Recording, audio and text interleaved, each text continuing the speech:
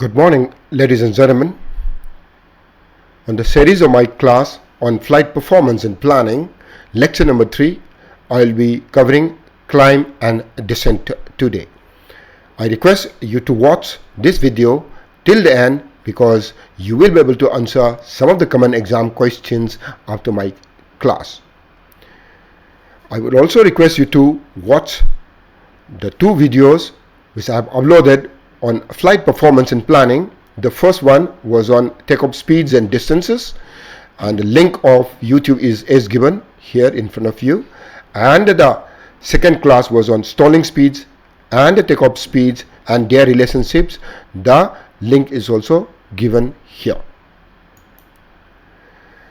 After the end of this class, you will be able to differentiate between a climb gradient and the rate of climb, the best speed to follow, the maximum climb gradient, and the speed to follow the maximum rate of climb.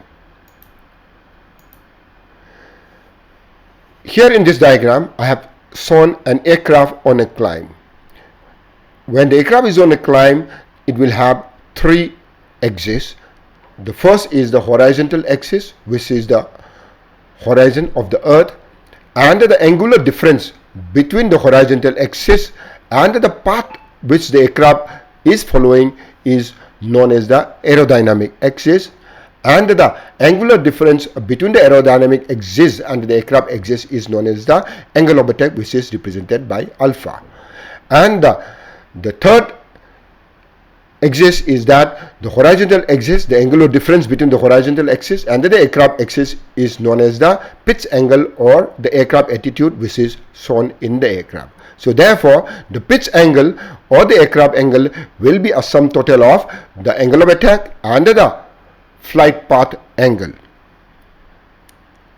After having seen that, we will have a look at different forces which are acting on an aircraft.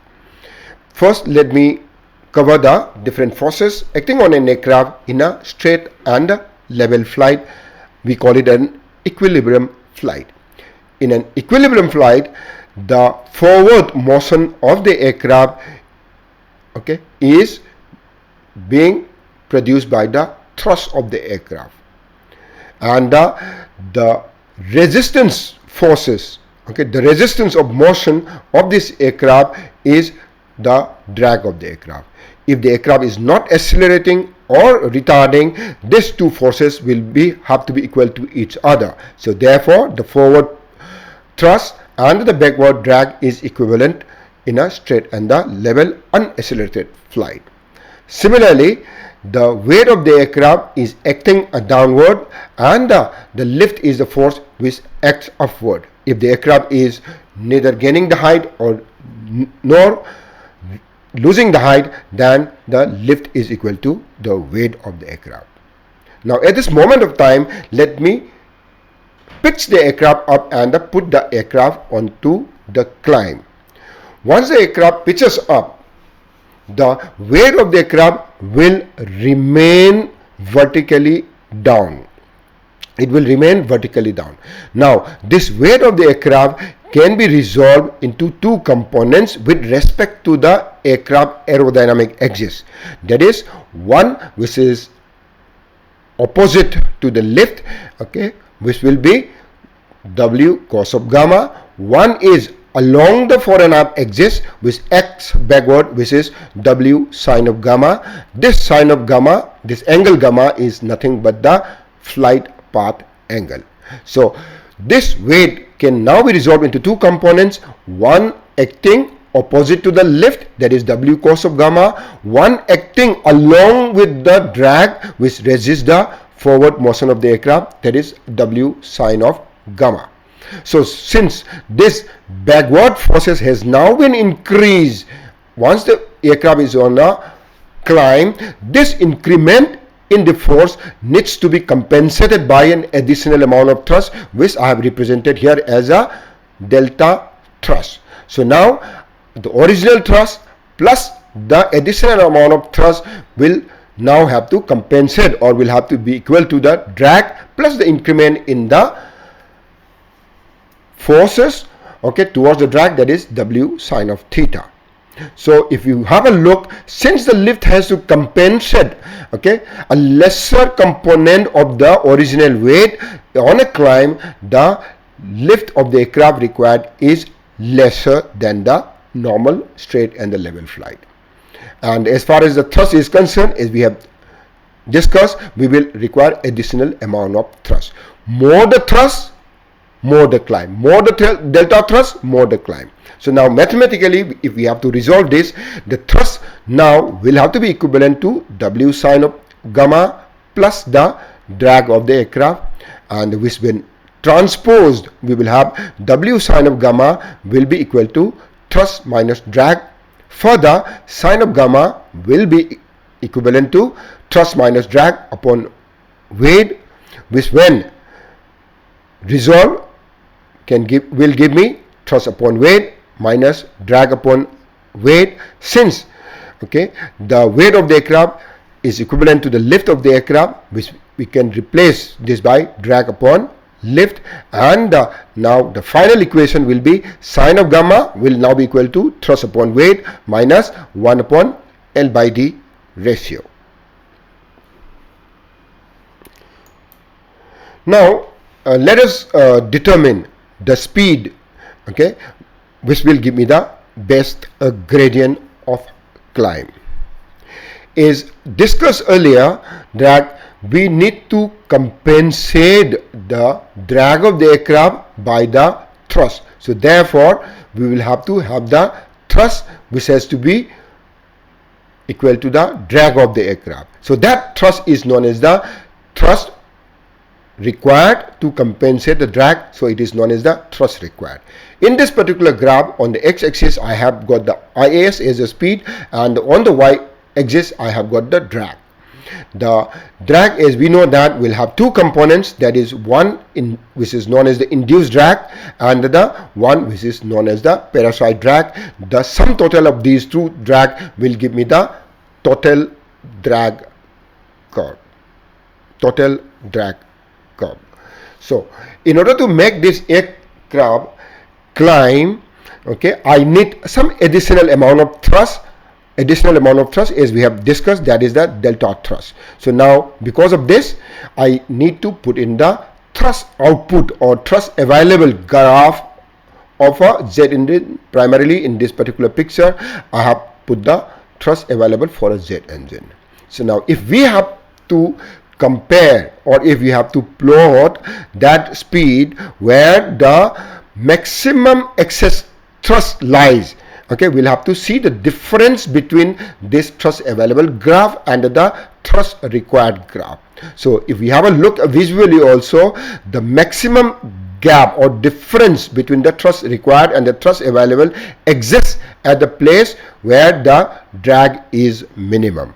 So therefore, I need to fly at the speed at which the drag is minimum. So this particular point on this curve will have a corresponding speed on the x-axis. That IAS is known as the minimum drag speed. So if the aircraft flies at minimum drag speed, the maximum amount of thrust, excess thrust will be available, so therefore the aircraft will be able to have a best gradient of climb. So therefore we can conclude that in order to get the maximum gradient of climb or the angle of climb, I need to fly at the speed that is known as the minimum drag speed. So now let's have a look at that speed with the change of the weight. Now we will consider a heavier weight. As long as the config of the aircraft does not change, that is the flap setting of the aircraft does not change, the parasite drag remains unchanged. However, the aircraft will now have to cater for an additional amount of lift in order to pick up that additional amount of weight. So therefore, the lift induced drag will increase with the increase in the lift. So the line which is in the cyan color is the original induced lift, and the one which is in the green is the induced drag for a heavier aircraft. So the place where it intersects each other will give me the, here on the total drag curve, the minimum drag is here. So as we see here from these two cases, that the original minimum drag speed was onto the left of the new minimum drag speed, that is more also, and it has shifted to the right also. Therefore, we can conclude that with the increase in the weight of the aircraft, minimum drag speed increases, so the aircraft will have to maintain a higher speed to achieve the best gradient or the angle of climb. Similarly, if we have to see the effect of the change of config, keeping the weight constant, as long as the weight of the aircraft is constant, the amount of lift required will be constant. So therefore, the lift induced drag will not change. But if we increase the configuration of the aircraft, the parasite drag will now increase. The original curve, parasite drag curve, is given here. Okay, follow, and the increased parasite drag is given in the yellow with the flap extended more. So therefore, the total drag increases, and also the speed at which it occurs has now come to the left side. That means to say that the speed has decreased. So if we increase this flap setting, the drag increases and the speed at which minimum drag occurs decreases. So in order to maintain the best gradient or angle of climb, okay, for higher flap settings, the IAS required to maintain will now be reduced. So now continuing on to the best gradient, okay, on the angle, in order to sum up that, okay, for a given weight, the climb angle will be proportional to the thrust output. This was discussed, that the more the thrust available, more the performance of the aircraft on a climb, so my climb angle will be better.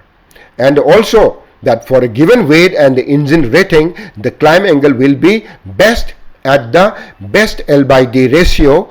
Okay, where it happens at the minimum drag speed. So why the best L by D ratio is happening at the minimum drag speed is, for a particular weight of the aircraft, the lift required is constant. So therefore, the only variable here is the drag of the aircraft. So the best L by D ratio will happen at the place where the drag is minimum, so where it is the min drag speed.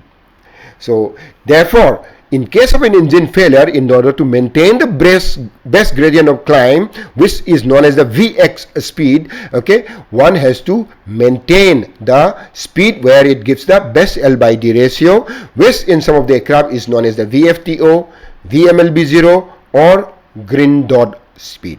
This speed is also maintained during the single engine descent. So when you lose one engine during the cruise, in order to descend to your ceiling, okay, if you have an obstacle en route, then I will be maintaining this speed, that is the best L by D ratio speed, in order to have the best gradient of descent.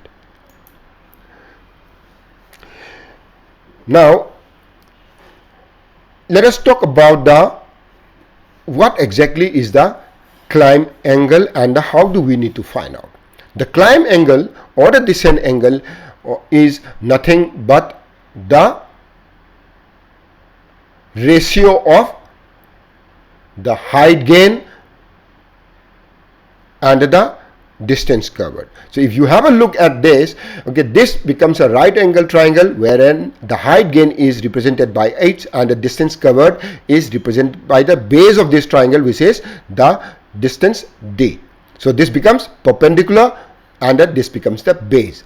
The trigonometrical relationship between the perpendicular and base is tan of gamma. So therefore, the tan of gamma is equal to perpendicular upon base, which is nothing but the height gained or lost divided by the horizontal distance covered. So now this climb angle will be equal to tan inverse of height gain upon the horizontal distance covered. So anytime you want to find out the climb or a descent angle, if you have a height and if you have the horizontal distance covered, okay, during the change of the height, then you can find out the climb or the descent angle. So now let's have a numerical on it. Let's try to solve it. Okay, this is an instrument approach chart wherein, okay, it is given that the ILS glide slope is 3 degrees, and we will compute and cross check whether it is, okay, my calculations are right or wrong. So now in this particular approach chart, I have an reporting point which is known as the board go, which is the final descent point. At board go, the altitude of the aircraft is 1990 feet.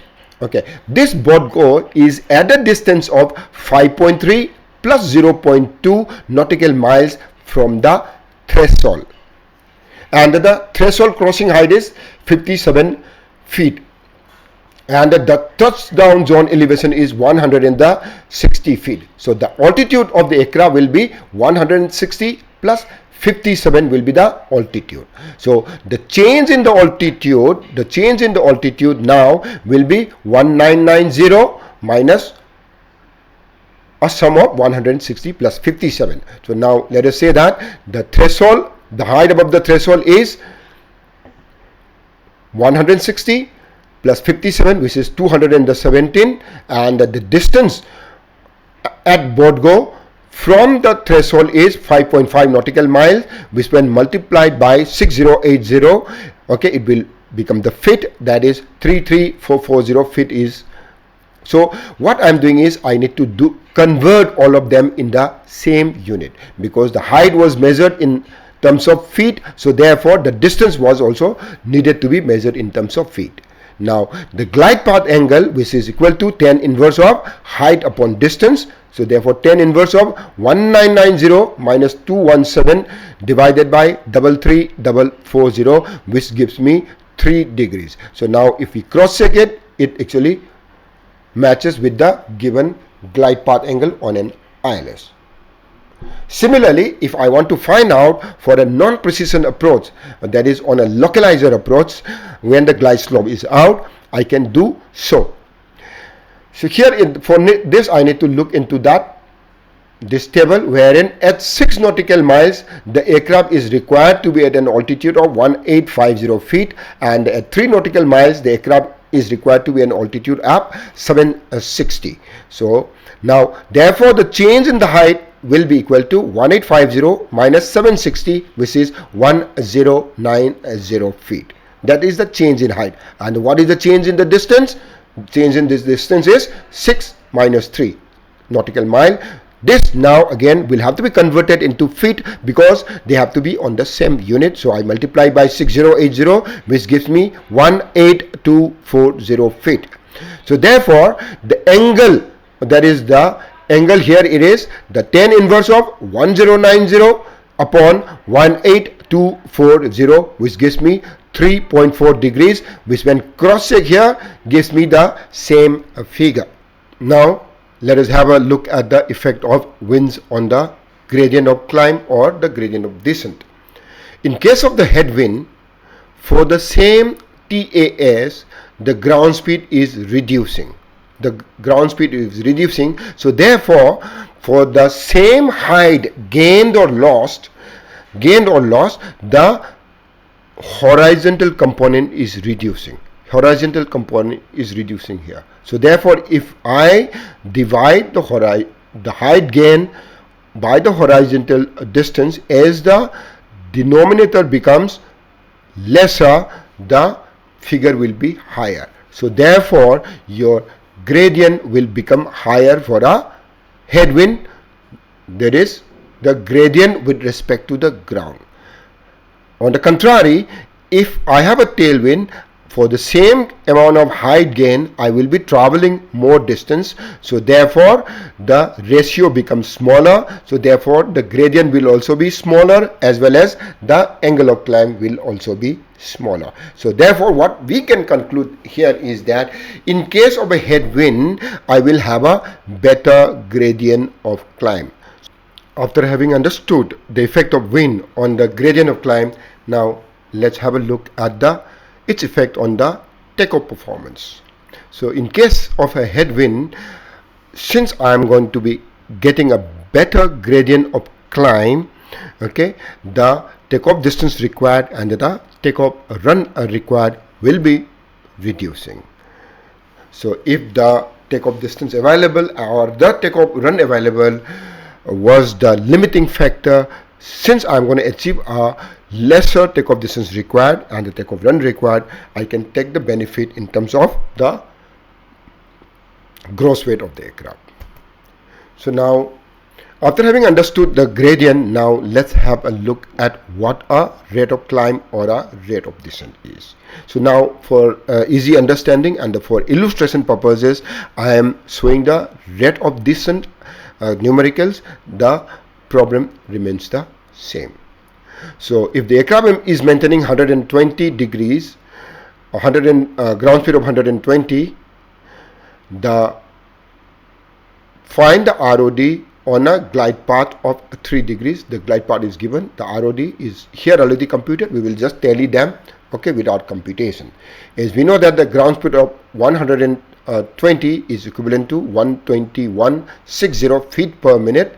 So therefore, tan of theta is equal to perpendicular upon base. Perpendicular is what we do not know, so I have represented it by x, that is the vertical distance, okay, upon the horizontal distance is, okay, 12160. So therefore x becomes 3 degrees into 12160, so which becomes 637 feet, okay, in a minute. So the figure given here is also 637 in a minute. Similarly, for a localizer approach wherein the angle of descent is 3.4 degrees, find out the rate of descent. Similarly, using the same formula, tan of 3.4 into 12160 gives me 722 feet per minute. So this is the rate of descent. The similar approach will be done in order to find out the rate of climb. After having understood the concept of climb, rate of climb and the rate of descent, we will try to find out that speed where I get the best rate of climb. So before that, we need to refresh ourselves with some of the things we have learned in our school days. That is, power is the rate of doing work, and the work as we define is force multiplied by distance. So now let us try to correlate with the climb. During the climb, okay, I need to do the work. What kind of a work? That is the work to gain the altitude or the height of the aircraft, and the rate at which I climb, the rate at which I climb is nothing but the work done upon the time. Okay, as we have discussed, the work is nothing but the rate of gaining the height. So work upon time, the rate of climbing will now be equal to the power, isn't it? The power is, we have defined that power is the rate of doing work. What kind of a work? The work done for climb, to displace the aircraft from this position to this position, from a lower height to a higher height. That is power. So therefore the power is equal to force and into distance upon time. So while doing this, while climbing the aircraft or while displacing my aircraft from this place, that is a lower height, to higher height, what is the force which is acting against us? The force which is acting against us is nothing but the drag. So I need to compensate that amount of the drag, okay, and over and above that, multiplied by the distance upon time. And we know that distance upon time is the TAS. So for a better rate of climb, I will have a drag remains constant, okay, for a particular profile, and for a particular weight the drag will remain constant. So higher the TAS, I will have the higher the rate of climb, higher the rate of climb. So the power is equal to drag into TAS, as we have discussed earlier. So now in order to verify that, I have already drawn the diagram that we will consider that aircraft is maintaining the same gradient. So now, and this particular dotted line is for a lower TAS. Okay, for a lower TAS, the height for a height gain is represented by h, and the TAS is along this side. Now if I increase the TAS maintaining the same gradient, my aircraft will reach this height. So I will have gain a higher height for the same amount of time. So what is happening for the same amount of time? If I am gaining certain amount of the height, that is rate of climb. So the rate of climb will be higher for a higher TAS. Okay, now let's have a look diagrammatically also. For a turbojet aircraft, the power available is constant. How do we get this particular graph? So if you recollect, the drag curve, the drag was along the y-axis and the speed was along the x-axis. In each and every value of the drag, you multiply by the TAS for this formula, power drag into TAS. Then I get the power.